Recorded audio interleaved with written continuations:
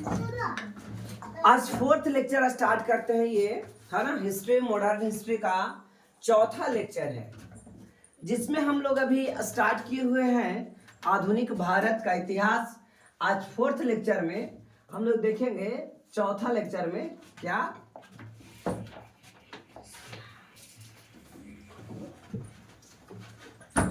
Morley Minto सुधार। कौन सा सुधार? मार्ले मिंटो सुधार। अब ये मार्ले कौन थे? तो मार्ले भारत के सचिव, भारत सचिव मार्ले हुआ करते थे। भारत सचिव मार्ले, याद रखेंगे, भारत सचिव मार्ले। और लॉर्ड मिंटो ये वायसराय थे। लॉर्ड मिंटो कौन थे? भारत के वायसराय। अब इन्हीं के समय में जो रिफॉर्म आया यानी सुधार आया, इसी को कहा गया भारतीय परिषद एक्ट 1909, यानी मार्ले मिंटो सुधार विषय का कहा गया। क्या कहा गया? मार्ले मिंटो सुधार। तो आपसे एक क्वेश्चन पूछा जाएगा, मार्ले मिंटो सुधार कब आया? तो आप क्या बताएंगे? 1909 में आया। मार्ले मिंटो सुधार कब आया? 1909 में आया मार्ले मिंटो सुधार। याद रहेगा ना? जाओ बेटा। कहता है इस एक्ट के तहत, जो एक्ट आया, रिफॉर्म आया 1909 के, मार्ले मिंटो सुधार, उसके अंतर्गत केंद्रीय तथा प्रांतीय विधान मंडलों के आकार और उसकी शक्ति बढ़ाई गई, लेकिन अधिक संख्या यानी ज्यादा मात्रा में जो निर्वाचित हो रहे थे, निर्वाचन हो रहे थे, वो भी आज भी अप्रत्यक्ष ढंग से ही था, है ना। सारे लोग चुनने के इसमें नहीं थे, ठीक है। तो आप याद रखोगे, इस एक्ट के तहत केंद्रीय और प्रांतीय विधान मंडलों के आकार बढ़ी, याद रखोगे। ये दोनों क्वेश्चन आता है। इसमें क्या आया? जब ये सुधार आया, रिफॉर्म आया, तो कुछ नियम आया। तो ये नियम में क्या आया? नियम कौन सा नियम था? तो नियम ये था, केंद्रीय और प्रांतीय विधान मंडलों का आकार और स्थिति बढ़ाई गई, ठीक है ना। फिर मार्ले मिंटो सुधार के मूल उद्देश्य था राष्ट्रवादी खेमे में फूट डालना। राष्ट्रवादी खेमे मतलब जो कांग्रेस अच्छा राष्ट्रवादी का एकदम पनप रहा था, है ना। जगह जगह पर क्रांतिकारी आंदोलन हो रहे थे। लग रहा था कि अब भारतीय में ये भावना मना लिया है कि अब ये आजाद होकर के रहेगा, तो वहां पे क्या करो? फूट डालो, आपसे में लड़ा दो दोनों को, और लड़ा दो, दुगो चार गो आपसे में लड़ा दो, तो अब अपने में लड़े पर ध्यान देगा, अब इधर पर ध्यान नहीं देगा। और मुस्लिम संप्रदाय को उभार कर भारतीय को एकता को खंडित करना। जो मुसलमान लोग, है ना, हिंदू और मुसलमान दोनों एक मिल करके भारत के स्वतंत्रता के लिए, ए लड़की क्या सोच रही कि तुम लोग क्लास में नहीं है, एक आगे अभी तुरंत मिलेगा। तो भारत और मुसलमान में जो एकता बना हुआ था, अटूट गठबंधन बना हुआ था, अटूट जोड़ बना हुआ था, ठीक है ना, उसको खंडित करना था, जिससे कि ये लोग आपस में ही क्या करते रहे? लड़ते रहे, ठीक है ना। कट्टरपंथी का इन सुधारों को कांग्रेस ने विरोध किया, ठीक है। लेकिन कुछ कट्टरपंथी मुसलमान जो थे, कट्टरपंथी मुसलमान मतलब अपने आप को एकदम बड़का मुसलमान समझते हैं, है ना। मुसलमान के आगे हिंदू कुछ नहीं है। और कट्टरपंथी हिंदू का मतलब हिंदू के आगे मुसलमान कुछ भी नहीं है। और दोनों के मिलजुल करने वाले भी बहुत लोग होते हैं। कहता है मार्ले मिंटो सुधार के तहत पृथक निर्वाचन क्षेत्र एवं मताधिकार व्यवस्था की गई। अंग्रेजों की यह नीति कालांतर में भारत विभाजन का कारण बना। जो भारत और पाकिस्तान के बीच जो विभाजन हुआ, उसके पीछे का मेन कारण देखा जाए तो मार्ले मिंटो सुधार ही था। क्या था? मार्ले मिंटो सुधार ही था। आइए, आज है दिल्ली दरबार। दिल्ली दरबार कब हुआ? 1911 में। ये इंपॉर्टेंट लाइन है बच्चे, कि दिल्ली दरबार कब हुआ? 1911 में। दिल्ली दरबार कब हुआ? 1911 में। पूछता है क्वेश्चन, दिल्ली दरबार के समय भारत के वायसराय कौन थे? तो भारत के वायसराय लॉर्ड हार्डिंग थे। दिल्ली दरबार के समय भारत के वायसराय कौन थे? तो दिल्ली दरबार के समय भारत के वायसराय लॉर्ड हार्डिंग थे। कौन थे? Lord Hardinge. ये सब नाम आ रहा है ना रे बच्चे? हाँ, ये सब नाम आता है ना उस किताब में? ध्यान बात करती है ना। दिल्ली दरबार के समय भारत के वायसराय कौन थे? लॉर्ड हार्डिंग द्वितीय। याद रखोगे, दिल्ली दरबार के समय भारत के वायसराय लॉर्ड हार्डिंग था। कौन था? Lord Hardinge. ठीक है बच्चे, आगे देखिए। कहता है दिल्ली दरबार लॉर्ड हार्डिंग द्वितीय 1911 में दिल्ली में एक भव्य दरबार का आयोजन इंग्लैंड के सम्राट जॉर्ज पंचम और महारानी मेरी के स्वागत में किया गया। महारानी मेरी यानी पंचम और मेरी आ रही थी, है ना। एंतोनोवायत मेरी, याद आ रहा है कुछ घटना, क्या था है?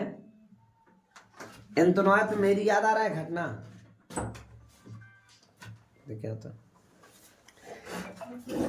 पुर्तगाली राजकुमारी है मेरी, अरे बंबई दहेज में मिला था, सब भूल गए यार, है ना। और इसी जॉर्ज पंचम था और एंतोनोवायत मेरी, तो ये दोनों भारत आ रहे थे। कब आ रहे थे? 1911 में। कब आ रहे थे? 1911 में। इस दरबार में निम्न घोषणाएं हुई। क्या क्या घोषणा हुआ? आइए। कहता है कि बंगाल विभाजन को रद्द किया जाए, ठीक है, और इसी के तहत 12 दिसंबर को बंगाल विभाजन हुआ। कहता है बंगाल विभाजन रद्द हो गया। बंगाल विभाजन, जो बंगाल में विभाजन हुआ था ना 16 अक्टूबर, हाँ देखो ना, यहाँ ना तो फिर वहां,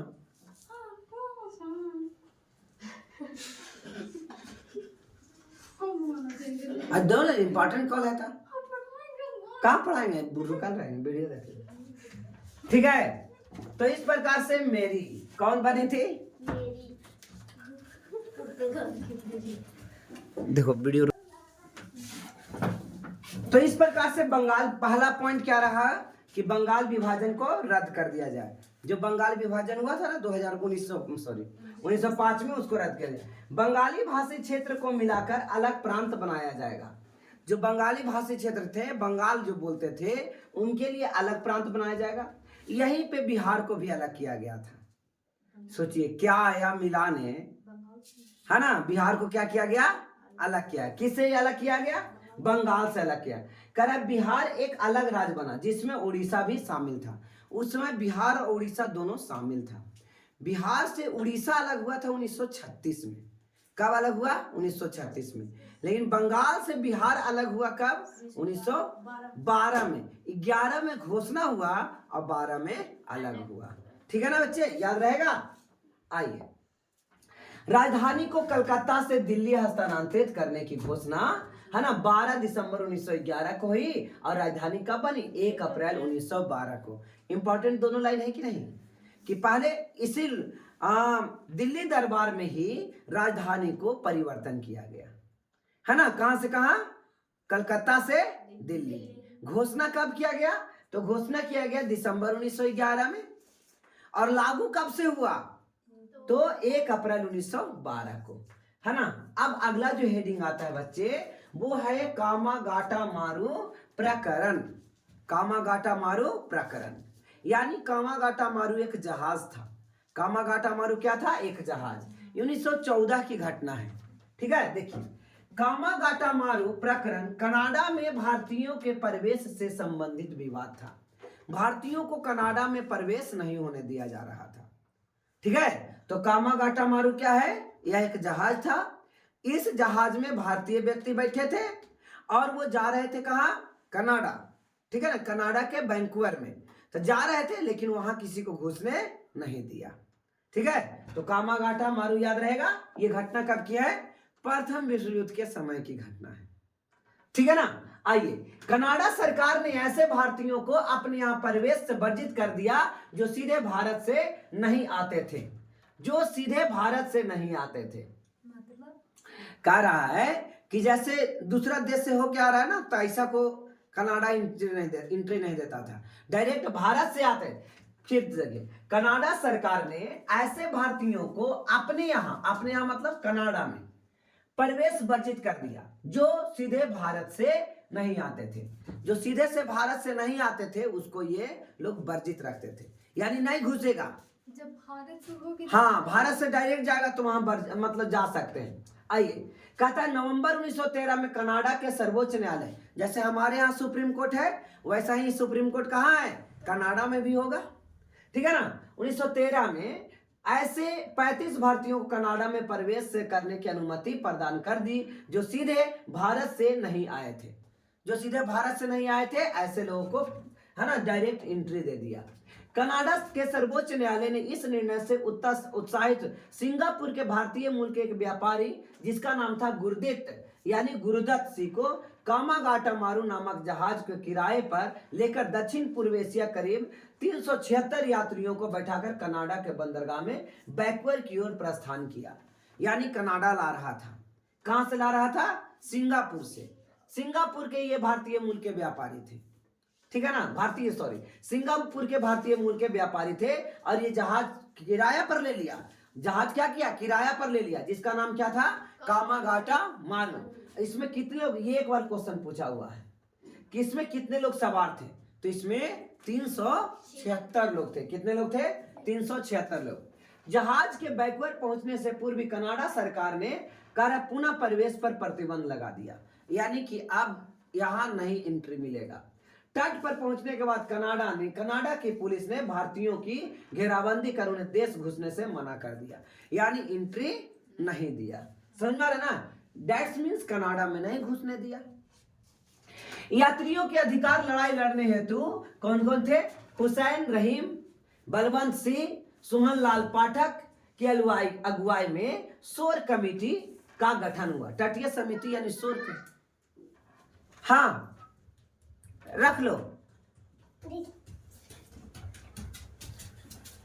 ठीक है ले लो, ठीक है। तो शोर कमेटी की गठन हुआ जिन्होंने चंदा एकत्र कर यात्रियों के लिए कानूनी लड़ाई लड़ने की योजना बनाई। इतना दूर से लोग आ रहे थे और जहां एंट्री नहीं दिया। एक तो जहाज किराए पर था और आज के जैसा नहीं ना, जहाज को 10 दिन में ले जाया जा सकता है, 5 दिन में जा सकता है। पहले जहाज एक यहाँ से वहां जाने में 6 महीना लग जाता था, ठीक है ना। और बहुत बड़ी बड़ी जहाज, बताइए जहाज में इतना लोग बैठे हुए, 375-76 लोग बैठे हुए हैं, तो जहाज छोटा होगा थोड़ी ना होगा, है ना। तो जहाज बहुत ज्यादा किराया, तो ये चंदा इकट्ठा करके लड़ाई लड़ा। अमेरिका में रह रहे भारतीय भगवान सिंह नाम है, भगवान सिंह क्या है नाम है, जो भारत में रह रहे है ना। बरकतुल्लाह रामचंद्र और सोहन सिंह ने भी यात्रियों को समर्थन में आंदोलन चलाया, मतलब साथ दिया, है ना। That's of all. इतना समझ में आता है, कामागाटामारू एक जहाज था जो कनाडा में एंट्री लिया जा रहा था, लेकिन वहां पे जाने की अनुमति नहीं दी, ठीक है। पहले अनुमति था, बाद में अनुमति को रोक दिया गया। आइए, कनाडा के निवासी सरकार ने सुप्रीम कोर्ट से स्टे लगा दिया कि यहाँ नहीं किसी को आना देना है। जब दे दो अभी यहाँ नहीं।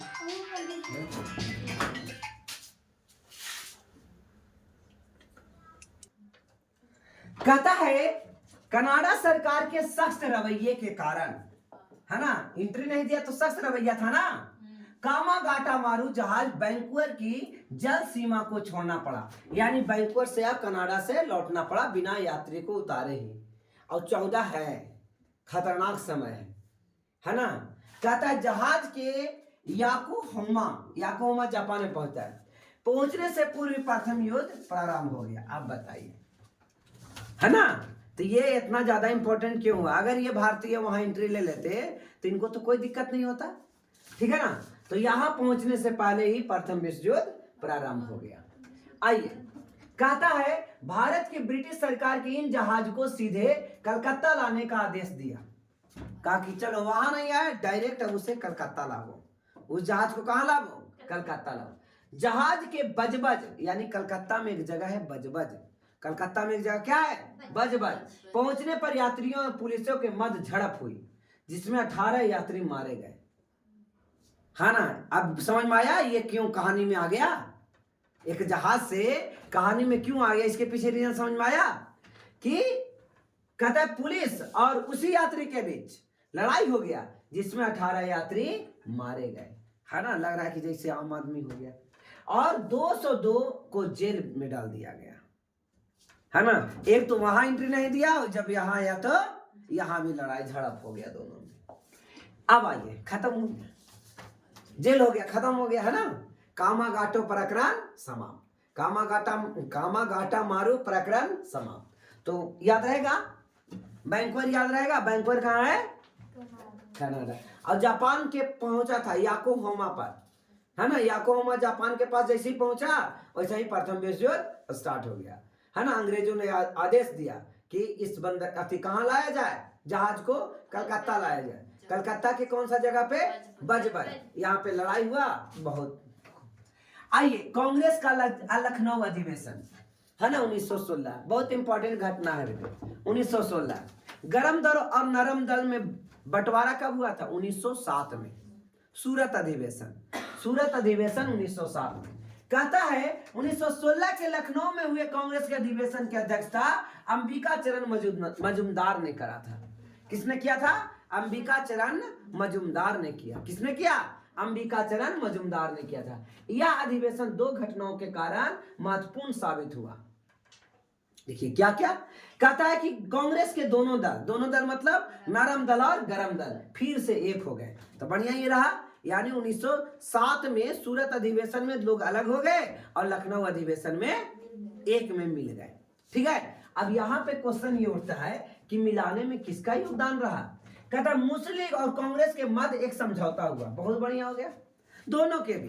कह रहे जिसके अंतर्गत कांग्रेस एवं लीग यानी मुस्लिम लीग ने मिलकर एक संयुक्त समिति की स्थापना की। इस समझौते के तहत कांग्रेस ने मुस्लिम लीग की सांप्रदायिक प्रतिनिधित्व की मांग को स्वीकार कर लिया। जो तुम अलग की डिमांड कर रहे थे, अलग चुनाव की डिमांड कर रहे थे, मुसलमानों के रिजर्वेशन की बात कर रहे थे, तो ये रिजर्वेशन दिया जाएगा। लेकिन हम लोग आपस में लड़ो मत, हम लोग लड़ो किसके लिए, अंग्रेजों को हटाने के लिए। तो यहाँ पे चलिए एक बात उसका मान लिए, उसी चलते रूसल था तो एक बात मान लिए, चलो इसे लखनऊ पैक्ट के ऐसे नाम से भी जाना जाता है। अब क्वेश्चन आएगा लखनऊ पैक्ट कब हुआ, तो आप क्या बोलेंगे, 1916। इसका अध्यक्षता कौन किया, मजूमदार। किसने किया, मजूमदार। याद रखिएगा इसका अध्यक्षता किसने किया बच्चे, मजूमदार, अंबिका चरण मजूमदार। इसका अध्यक्षता अंबिका चरण मजूमदार ने किया। किसका अध्यक्षता, लखनऊ पैक्ट। लखनऊ पैक्ट में दो घटना घटी, कांग्रेस और मुस्लिम लीग दोनों एक हो गए और नरम दल और गरम दल भी एक हो गए, है ना। लेकिन सांप्रदायिकता के जो मांग उठा था मुसलमानों को, उसे दे दिया गया। ठीक है, स्वीकार लिया गया। क्लियर है बच्चे। चलो कहता है मुस्लिम लीग एवं कांग्रेस के करीब लाने में तिलक और जिन्ना का हाथ था, है ना। मुस्लिम लीग की ओर से जिन्ना और कांग्रेस की ओर से बाल गंगाधर तिलक। ये क्वेश्चन आता है किसने ये दोनों को एक किया था, ठीक है ना। कहता है कांग्रेस के लखनऊ अधिवेशन में नरम दल और गरम दल लोगों पुनः एक करने तिलक और एनी बेसेंट ने महत्वपूर्ण भूमिका निभाई। एनी बेसेंट महिला थी, ठीक है ना। ये प्रथम महिला अगले साल ही यानी 17 में ये बनेगी क्या, अध्यक्ष, कांग्रेस के अध्यक्ष 17 में। कब, 17 में। तो एनी बेसेंट गरम दल की ओर से तिलक और नरम दल की ओर से एनी बेसेंट दोनों आपस में मिलाने का काम किया। बात समझ में आया, यानी दोनों दल तिलक होते, यहां भी तिलक और यहां भी तिलक। इधर मुस्लिम लीग की ओर से अली जिना और नरम दल की ओर से एनी बेसेंट, नरम दल की ओर से एनी बेसेंट का हाथ रहा। बच्चे कुछ समझ में आया। अब आइए होम रूल लीग आंदोलन, ये भी 1916 में ही हुआ। इसमें दो नाम मिलेगा, बाल गंगाधर तिलक और एनी बेसेंट। बाल गंगाधर तिलक और, है ना, दिमाग में रिकॉल हो रहा है। पता है वीडियो को आप हर 2 दिन 4 दिन पर देखा करो, है ना। आपको याद करने की जरूरत नहीं पड़ेगी, अधिक से अधिक चीजें अपने रिकॉल होते जाएगा। वीडियो देखने में आधा घंटा लगेगा, 2x मोड पर देख लो, ठीक है ना। खाली बोर्ड पर जैसे ही आएगा तो पूरा कहानी झलक आ जाएगा। तो होम रूल लीग आंदोलन का मेन उद्देश्य था ब्रिटिश साम्राज्य के अधीन रहते हुए संवैधानिक तरीके से स्वशासन को प्राप्त करना, है ना, अपना शासन चलाना संवैधानिक, जिसके प्रमुख नेता बाल गंगाधर तिलक और एनी बेसेंट से। तो इसे दो नाम जुड़ा हुआ है, होम रूल लीग आंदोलन। देखिए एकदम नाम क्लियर है, नाम से ही काम क्लियर है। होम मतलब घर और रूल मतलब अपना घर का रूल, है ना। अपने ही घर के अपने द्वारा ही रूल बनाओ। अपना घर कैसे चलेगा, इसका रूल अपने ही द्वारा बने। बात समझ में आया ना। तो होम रूल लीग के प्रवक्ता दो लोग थे, एक एनी बेसेंट और दूसरा बाल गंगाधर तिलक। लेकिन ये क्वेश्चन तो उलट के भी आ जाता है यार, ऑप्शन दोनों रहेगा किसने किया। तो बंगाल पूरे भारत में एनी बेसेंट ने किया, सिर्फ एक जगह छोड़ करके बंबई, और बंबई में किया कौन? बाल गंगाधर तिलक। और बाल गंगाधर तिलक तो बंबई से आते थे, महाराष्ट्र से, तो महाराष्ट्र में कौन किए? बाल गंगाधर। अब पूरा सौसे भारत में एनी बेसेंट। बोलो क्लियर? कहता है कि बाल गंगाधर तिलक 28 अप्रैल 1916 को बेलगांव, जो बेलगांव आज पुणे में है, पूना, उस समय बेलगांव पुणे में था, ठीक है, में होम रूल लीग की स्थापना की गई। बाल गंगाधर तिलक के लीग के कार्यक्षेत्र कर्नाटक, बंबई, महाराष्ट्र, अच्छा बंबई को छोड़ करके, महाराष्ट्र में पूरा सिर्फ बंबई को छोड़ करके, मध्य प्रांत, बरार, उसी दक्षिण भारत में। बाल गंगाधर तिलक अपने पत्र मराठा एवं केसरी, ये दोनों याद रखिएगा, मराठा और केसरी किसका पत्र है? बाल गंगाधर तिलक नहीं चलाया था, मराठा और केसरी, ठीक है ना। एनी बेसेंट ने मद्रास में होम रूल लीग की स्थापना किया, जॉर्ज अरुंडेले की लीग की सचिव बनाया गया। ये क्वेश्चन भी आता है, किसने सचिव बना? George Arundale, George Arundale. बाल गंगाधर तिलक के प्रभाव क्षेत्र से बाहर के हिस्से में होम रूल आंदोलन, है ना, प्रभाव फैलाने की जिम्मेदारी किस पर रखी गई? एनी बेसेंट पर रखी गई। महाराष्ट्र पूरा था, लेकिन बॉम्बे छोड़ करके, सॉरी गलती कहा गया, महाराष्ट्र पूरा था किसका? बाल गंगाधर तिलक का, लेकिन बंबई नहीं था उनका। आइए, आज सब जगह किसका था? एनी बेसेंट का था, ठीक है ना। कहता है होम रूल लीग का सर्वाधिक शाखा महाराष्ट्र, मद्रास में थी, लेकिन सर्वाधिक सक्रिय बंबई, उत्तर प्रदेश के कुछ हिस्से, गुजरात में। यहां से क्वेश्चन पूछने वाला नहीं है। एनी बेसेंट ने अपने पत्र common bill new India, VVI line नहीं है बच्चे, क्या? कॉमन बिल और न्यू इंडिया के माध्यम से लीग के कार्यक्रमों का प्रचार प्रसार किया गया। दोनों लाइन याद रखिएगा, केसरी, केसरी और मराठा बाल गंगाधर तिलक, केसरी और मराठा बाल गंगाधर तिलक, केसरी और मराठा बाल गंगाधर तिलक, याद रहेगा। केसरी और मराठा पत्रिका के माध्यम से, है ना, इसको बढ़ाने में, होम रूल लीग के आंदोलन को बढ़ाने में, है ना, साथ दिया ये केसरी और मराठा बाल गंगाधर तिलक द्वारा। और एनी बेसेंट के द्वारा कौन कौन? कॉमन बिल और न्यू इंडिया पत्रिका था बच्चे, कॉमन बिल और न्यू इंडिया, कॉमन बिल और न्यू इंडिया, कॉमन बिल और न्यू इंडिया, याद रहेगा। एनी बेसेंट के सहयोगियों में BP वाडियार, ठीक है ना, मजदूर नेता, और CP रामास्वामी अय्यर शामिल थे। इंपॉर्टेंट नहीं है। कुछ समय बाद जवाहरलाल नेहरू और V चक्रवर्ती, J बनर्जी जैसे नेताओं भी एनी बेसेंट के लीग में सदस्यता ग्रहण कर लिया, यानी इसमें जवाहरलाल नेहरू भी इंक्लूड हो गए, ठीक है ना। एनी बेसेंट के साथ कौन आ गए? जवाहरलाल नेहरू भी आ गए। आइए, गोपाल कृष्ण गोखले, VVI लाइन नहीं है, हर जगह मैं कुछ ना कुछ करते जाता हूं, ठीक है ना। गोपाल कृष्ण गोखले महात्मा गांधी के ये राजनीतिक गुरु थे। गोपाल कृष्ण गोखले द्वारा स्थापित एक संस्था थी, servant of India society, servant of India society, याद रखिए, VVI है, servant of India society, servant of India society, किसके द्वारा? गोपाल कृष्ण गोखले के द्वारा, है ना। कहता होम रूल लीग में प्रवेश की अनुमति नहीं थी सदस्यों को, जिसमें ये बन गया वो होम रूल लीग आंदोलन में होम रूल लीग के सदस्य नहीं बन सकता है। आइए, अगला आता है मोंटेग्यू घोषणा। मोंटेग्यू चेम्सफोर्ड अभी नहीं है, सिर्फ मोंटेग्यू घोषणा। आइए, कहता है भारत सचिव मोंटेग्यू, चेम्सफोर्ड तो भारत के गवर्नर जनरल थे, है ना। भारत के सचिव मोंटेग्यू 20 अगस्त 1917 को ब्रिटेन के कॉमन सभा मतलब राज्यसभा, जैसे सॉरी लोकसभा, जैसे हमारे यहाँ लोकसभा है, वहां पे क्या है? हाउस ऑफ कॉमन में एक प्रस्ताव पढ़ा गया, जिसमें भारत में प्रशासन की हर शाखा में भारतीयों को अधिक प्रतिनिधित्व दिए जाने की बात कही गई, है ना। धीरे धीरे भारतीयों को प्रवेश दिया जा रहा है। पहले तो कुछ भी काम होता था, कोई भारतीय नहीं घुसेगा। धीरे धीरे क्या हुआ? एक आध को बस गेट पर रहेगा। फिर धीरे धीरे हुआ कि आपको बैठने दिया जाएगा, लेकिन क्वेश्चन पूछ नहीं सकते और ना वोट देख सकते। फिर हुआ कि आप क्वेश्चन पूछ सकते हैं, लेकिन कोई फायदा नहीं है, खाली ये पूछ सकते ये काहे किए। हमको मन होगा तो हम बताएंगे, और मन नहीं होगा तो नहीं बताएंगे, ठीक है। वोट देकर के पारित नहीं आप करा सकते। फिर क्या हो गया? कम वोट देने का अधिकार, जैसे 5 सीट है, 5 सीट है बच्चे, कितना सीट है? 5 सीट है, तो 2 सीट भारतीयों को दिया और 3 सीट आपने रखा। अब बताइए क्या होगा?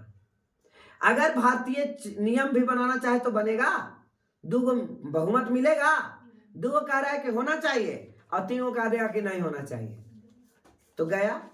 तो इस प्रकार से भारतीयों को धीरे धीरे एंट्री मिली। तो जो मॉन्टेग्यू घोषणा आया 1917 में, याद रखिएगा मॉन्टेग्यू घोषणा कब आया? 1917। इसने हाउस ऑफ कॉमन्स में ये कहा, हाउस ऑफ कॉमन्स में ये कहा, क्या कहा? कहा कि अब कोई भी संस्था बनाओ तो भारतीयों को प्रतिनिधित्व ज्यादा दो, ठीक है ना? ज्यादा मात्रा में कौन होनी चाहिए? भारतीय होनी चाहिए। कहता मॉन्टेग्यू घोषणा का उद्देश्य था भारत में रिस्पॉन्सिबल सरकार की स्थापना थी। इसके शासक जनता में निर्वाचित प्रतिनिधियों के प्रति रिस्पॉन्सिबल होंगे, यानी उत्तरदायी होंगे। यानी धीरे धीरे इलेक्शन की ये लोग बात करते थे, है ना? धीरे धीरे जनता की जो निर्वाचन की बात करते कि ज्यादा जब भारतीय लोग ही शासन करने लगेंगे, छोटे छोटे, है ना, डायरेक्ट रूप से, इनडायरेक्ट में तो हम रहबे करेंगे, लेकिन तब होगा कि आंदोलन कम लोग करेंगे। नहीं तो यहाँ सब हम ही लोग कर रहे तो आंदोलन ज्यादा करेंगे। नहीं, मान लिया जाए कि एक जगह, मान लो कि आप किसी घोषणा को लेकर के जा रहे हो कहीं दूसरे जगह। अब जब आप वहां जा रहे हो घोषणा को लेकर के, अब पता चला कि जिसके विरुद्ध हम जा रहे हैं वहां एगो हमरे आदमी बैठल है, तो जाओ गया है, सोचेंगे अच्छा बात कर लेते हैं ओकरे से बाद में, और उधर यस या नो करके रोकवा दे भी सकता है। बात समझ में आ गया? तो ठीक उसी ढंग से अंग्रेज का दिमाग सातिर हुआ करता था। कहता नवंबर 1917 में मॉन्टेग्यू भारत आए, है ना? मॉन्टेग्यू कहाँ है? भारत के सचिव भारत आए और उन्होंने तत्कालीन वायसराय चेम्सफोर्ड से व्यापक विचार विमर्श किया। उस समय के भारत के गवर्नर कौन थे? वायसराय कौन थे? चेम्सफोर्ड थे।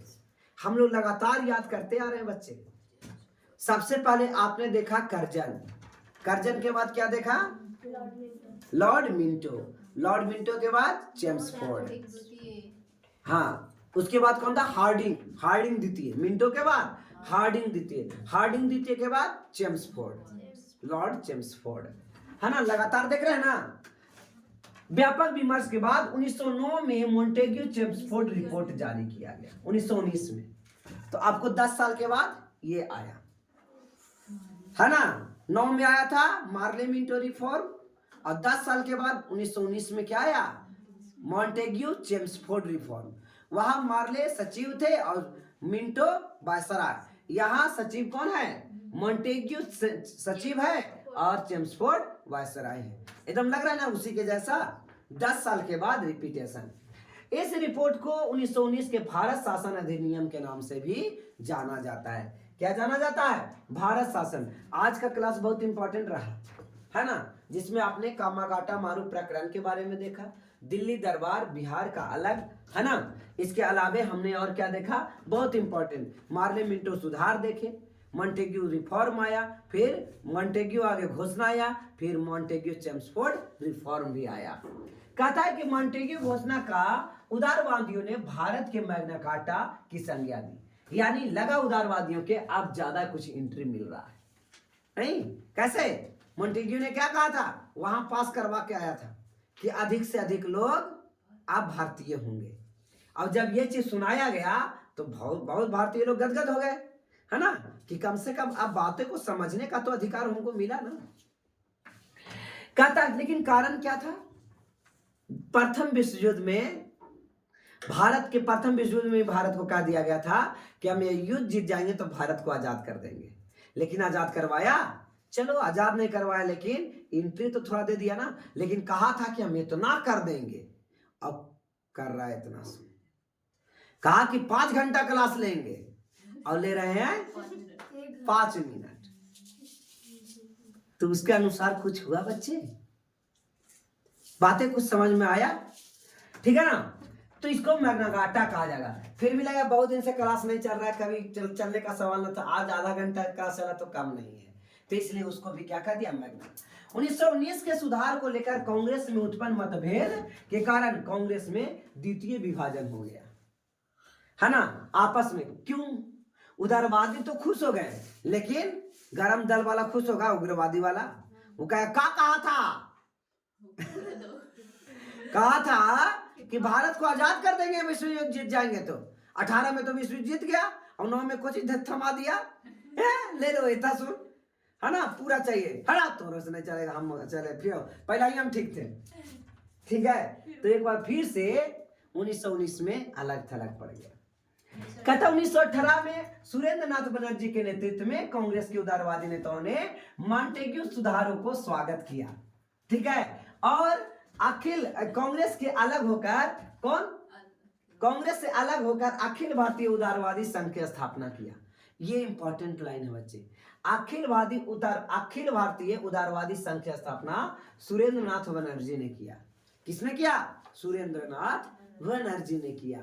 अखिल भारतीय उदारवादी संघ की स्थापना सुरेंद्र नाथ बनर्जी ने किया। किसने किया? सुरेंद्र नाथ बनर्जी ने किया। ठीक है, आइए आगे देखते हैं। 1919 में अधिनियम की सर्वाधिक महत्वपूर्ण विशेषता प्रांतों में द्वैत शासन लाया। डायल की VVI है।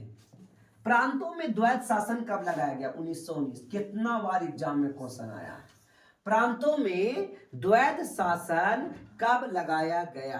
तो आंसर क्या होगा? 1919। डायरकी मतलब अब 2 लोगों का शासन होगा।